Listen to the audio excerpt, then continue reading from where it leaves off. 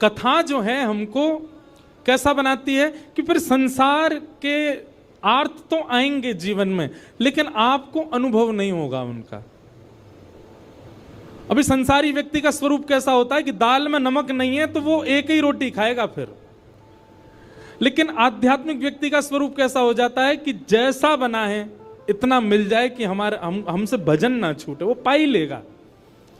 आध्यात्मिक व्यक्ति व्यवस्थाएं नहीं देखता। फिर आध्यात्मिक व्यक्ति को यह लगता है कि चाहे जैसा हो ठीक है, सब में हम राम राम तो भज पाएंगे, हम ठाकुर जी को स्मरण तो कर पाएंगे, जैसी है ठीक है, हमको स्वीकार है। वर्सेटाइल बनाती है कथा आपको।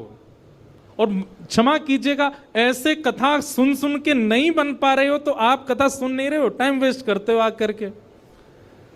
कथा सुन करके तो ऐसे हो जाओ सहज, चाहे जैसी स्थिति जैसी परिस्थिति, संसार में जैसे लोग, जीवन में जितने आर्त विपत्ति पीड़ा कष्ट, आप प्रसन्न ही रहो, आप अपने समभाव में रहो। कोई दिक्कत आपको दिखनी नहीं चाहिए, होनी नहीं चाहिए। और छोटी छोटी बात पर सिर चढ़ जाता है आपका। ठाकुर जी मन में विचार करेंगे जाते मैं कैसे मिलूं, जो नेक नेक सी बात पे तो या को मूड चढ़ जाए, और मेरो तो स्वभाव है खेलनो, और मैंने कहीं जाके या तो नेक खेल कर दियो सो ही रोने लगेगा। अब देखो गोविंद दास जी एक अष्ट सखाओं में एक सखा हुए गोविंद दास, देखो यहाँ अष्ट सखा भी बैठे हैं, पीछे दिख रहे हैं ना, ठाकुर जी के बगल में 1 2 3 4 सखा यहाँ बैठे हैं, 4 सखा इधर बैठे हैं।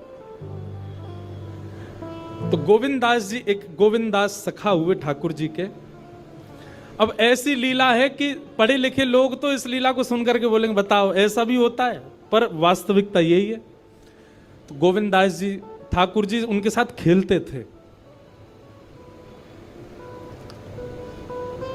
गुसाई जी तो आरती करते श्रीनाथ जी की, और सामने बैठे गोविंद दास को देख करके ठाकुर जी अपने सेन चलाते। गोविंद दास कहते डट जाओ आरती चल रही है अभी, और किसी दर्शनार्थी को नहीं दिखता था, बस गोविंद दास को दिख रहा है, सूरदास जी को दिख रहा है, चीत स्वामी जी को दिख, इन अष्ट सखाओं को ही दिखता था। महाराज ऐसी ऐसी लीला गोविंद दास जी के संग करते। गुसाई जी श्रृंगार कर रहे हैं ठाकुर जी का, तो श्रृंगार में मोतियों की लड़ पहना रहे हैं। अब गुसाई जी तो श्रृंगार करते करते इधर उधर कहीं गए, सामने बैठे गोविंद दास पद गा रहे हैं। आज ठाकुर जी की पीतांबर अति सोहे, गले में वैजंती माला अति सोहे, सिर पर मुकुट अति सोहे। ठाकुर जी यहां मोती उठा रहे हैं, मोती उठा करके गोविंद दास पे मार रहे हैं।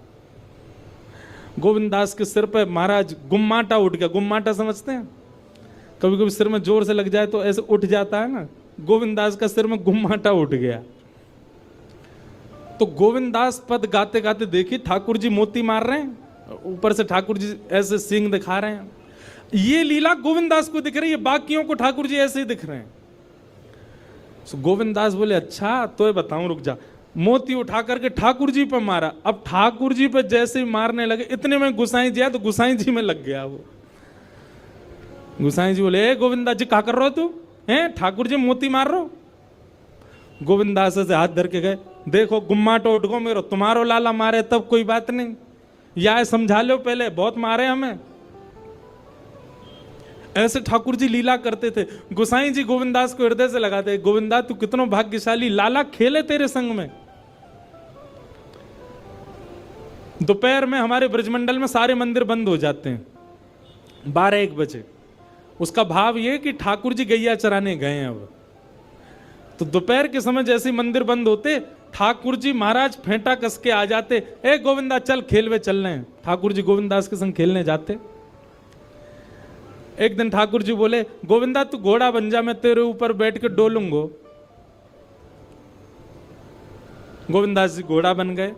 घोड़ा बन के ठाकुर जी ऊपर बैठ गए, और गोविंद दास की 2 पौनी बना दी ऐसी, और 2 पौनी इनको ही ऐसे पकड़ पकड़ के ठाकुर जी चला रहे हैं। और ठाकुर जी तो खेले भैया, कछु भी कर सकें, इसलिए भैया ज्यादा नखरेबाज यदि हो तो ये बात लिख लियो, ठाकुर जी ना मिलवे वारे आप हैं। नेक्से से नमक पे, मिर्ची पे, नींबू पे ये घर में अधर कर दियो महाराज, ऊधम मचा दियो, ऐसी नहीं चलो रात भर सोए नहीं। इतने अव्यवस्थित यदि हो तो यूं समझ लियो ठाकुर जी नहीं मिलेंगे आपको, क्योंकि ठाकुर जी तो व्यवस्था छीनते हैं, उल्टा करते हैं ठाकुर जी। गोविंद दास के ऊपर बैठ गए और उसको चलाने लगे। अब चलते चलते गोविंद दास रुक गए। तो ठाकुर जी बोले, ए गोविंदा चल, ए मेरे घोड़ा चल। गोविंदास जी बोले, जय जय जय जय, नेक उतर जाओ। ठाकुर जी बोले, काय को? गोविंदास जी बोले, लघु शंका लगी है, नेक मुझे जानो है, नेक उतर जाओ। ठाकुर जी बोले, ऐसी बात कर रहे हो गोविंदा हैं? कोई घुड़सवार घोड़ा पे बैठ के घूमे और घोड़ा को लघु शंका आवे तो वो का यूं के, ओ भैया नेक उतर जा, मैं लघु शंका करके आऊं, फिर बैठी हो मेरे ऊपर। गोविंदास जी बोले, तो कहा आज्ञा? बोले, आज्ञा वो ये जो कह रहा हूं, जैसे घोड़ा बिना आज्ञा लिए अपने व्यक्ति को ऊपर बैठा के सब काम कर ले, वैसे तू कर ले। तो गोविंदास जी ऐसे घोड़ा बन करके चल रहे हैं, ठाकुर जी ऊपर बैठे हैं और सब कर आए काम। अब इतने में ही कोई व्यक्ति वहां से जा रहा था।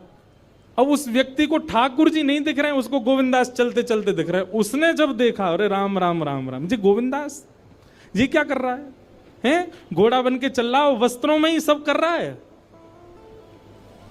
वो दौड़ करके गया और गोसाई जी से जाके शिकायत कर दी। बोले, आप गोविंदास को इतना सिर पर चढ़ा रखा है, आप उसको ठाकुर जी के सामने बैठा देते हो, पद गाने की सेवा देते हो, आप इतनी उस पर अनुग्रह कृपा तो महाराज किसी व्यक्ति ने गोविंदास जी को ऐसे देख लिया, ओहो ये तो ऐसे ही डोल रहा है और चलते फिरते ही कर रहा है। गोसाई जी से जाकर के शिकायत कर दी और गोसाई जी से कही, बोले गोसाई जी आपने गोविंदास को बहुत सिर पर चढ़ा लिया आज। अरे भाई, खड़े होके लघु शंका करना भी मना है शास्त्रों में, वो तो ऐसे बैठ करके चलते चलते कर रहा था और वस्त्रों में ही कर रहा था, इतना अपवित्र, और आप उसको मंदिर की सेवा देते हो।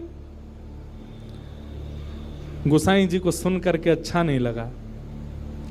शाम को स्नान आदि करके दूसरे वस्त्र पहन करके गोविंदास आए। आकर के आपने गोसाई जी को प्रणाम किया तो गोसाई जी ने मुंह फेर लिया। तो गोविंदास बोले, जय जय, आप नाराज हो हमसे? गोसाई जी बोले, आप आचार विचार सब भूल चुके हैं अपना।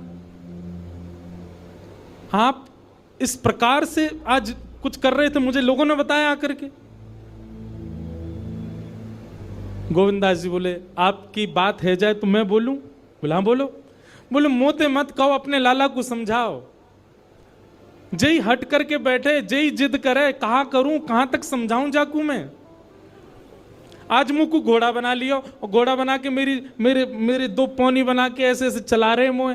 तब मैंने इनसे कही, जय जय को उतर जाओ, मैंने एक लघु शंका कर आऊं, स्नान कर आऊं, फिर बैठ जाइयो। तो मोते बोले, घोड़ा कभी आज्ञा ले, तू तो मेरा घोड़ा है, ऐसी कर ले। इनकी आज्ञा सो मैंने कियो, मैंने अपनी इच्छा सो नहीं क्यों? नहीं, मैं क्यों करूंगा ऐसा? गोविंदास जी की बात सुनकर के गोसाई विठलनाथ जी इतने भावुक हो गए, इतने भावुक हो गए। उस दिन गोसाई जी ने नियम बना दिया, सबको बोल दिया, बोले सुनो, आज के बाद गोविंदास कुछ भी करे इसकी शिकायत हमसे मत करना। क्यों? गोविंदास अपनी इच्छा से कुछ नहीं करता, जय जय कराते हैं उससे, ठाकुर जी कराते हैं उससे, इसलिए गोविंदास की। तो ये कथा हमने क्यों सुनाई आपको? ये कथा हमने उन लोगों को सुनाई है जिनके नखरे बहुत हैं, जो देहाभिमान शून्य नहीं है, जिनका देह इतना अभिमानी हो चुका है कि उस देह के अकॉर्डिंग यदि कुछ ना मिले तो वो विचलित हो जाते हैं। उस देह के हिसाब की अगर कोई वस्तु ना मिले तो वो ऐसे हो जाते हैं, मतलब लड़ लेंगे किसी से, कुछ भी कर देते हैं। इतना ज्यादा देहाभिमानी व्यक्ति यदि हो गया, ठाकुर जी उसको नहीं मिल सकते। घर में जो बने प्रेम से पाले, जैसी व्यवस्था मिले प्रेम से सहले, जैसा व्यक्ति मिले, जैसा व्यवहार मिले, जैसा आपके साथ होवे, सबको स्वीकार कर लेवे। ठाकुर जी वास्तव में, ठाकुर जी विपरीत स्थिति देख के आपको चेक करते हैं कि ये अब विचलित होगा कि नहीं। हमारा विचलन ठाकुर जी को संकेत कर देता है कि हम उनके योग्य नहीं हैं। इसलिए भैया, परीक्षा आने पर सिर पकड़ के वही बालक बैठता है जो पढ़ता नहीं है, लेकिन जो पढ़ा लिखा बालक होता, अच्छे से जिसने अध्ययन किया, वो तुरंत कलम उठा के लिखना शुरू कर देता है। ऐसे ही आध्यात्मिक व्यक्ति है। आध्यात्मिक व्यक्ति कथाओं में जाकर के, सत्संग सुनकर के वो इतना देहाभिमान शून्य हो चुका है कि जीवन में आने वाली विपरीत अवस्था रूपी परीक्षा उसको देख करके वो सिर पे हाथ नहीं धरता, परेशान नहीं होता, उसका हल करता है, उससे निवृत्त होता है। इसलिए कथा सुनने के बाद कथा ने आपको स्वीकार किया, इसका एक प्रमाण यह है कि फिर आपके साथ जो हो आप उसमें विचलित नहीं होइएगा। अगर आप विचलित होते हैं, अगर विचलन आपके चित्त में आ जाती है, तो इसका मतलब अभी कथा सुनने में, भक्ति करने में, भजन करने में कहीं चूक आप कर रहे हो। सूरदास जी का एक बहुत अच्छा पद है, पूरा मुझे अभी याद नहीं, मैं एक दिन सुनाऊंगा, एक पंक्ति सुना दूं। सूरदास जी कहते हैं, जैसे राखो तैसे रहूं, जैसे राखो तैसे रहूं, जानत हो सुख दुख सब जन के। आप सब जानते हो ठाकुर जी, मैं अपने आप क्यों बताऊं आपको कि मुझे क्या दीजिए क्या मत दीजिए।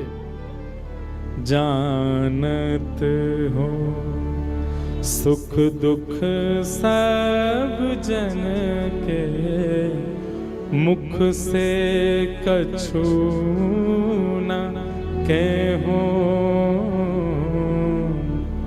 जैसे राखो तैसे रहूं। लिख लीजिएगा, भक्ति आपको स्वीकार करना सिखाती है। परिस्थिति, व्यक्ति, वातावरण सबको स्वीकार करना सिखा देती है। आप हर स्थिति में रमने लग जाते हो, फिर आप विचलित नहीं होते। और कहीं विचलन होती है तो आपकी भक्ति में कहीं चूक है। इसलिए भैया ठाकुर जी के लायक बनो, और ठाकुर जी के लायक बनने के काजे हर प्रकार की स्थिति को सही है, सह लीजिए।